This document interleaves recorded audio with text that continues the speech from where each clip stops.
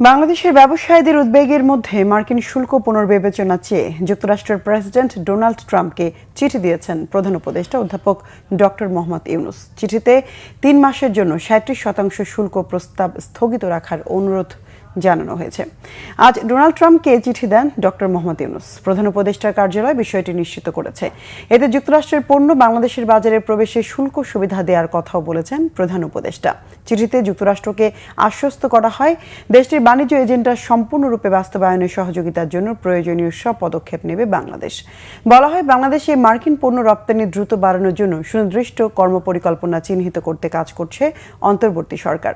মার্কিন বাণিজ্য প্রতিনিধির সঙ্গে পারস্পরিক সম্পর্ক জোরদারে বিশদ কার্যক্রম নিয়ে বাণিজ্য উপদেষ্টাও কাজ করবেন বলে জানান প্রধান উপদেষ্টার চিঠিতে।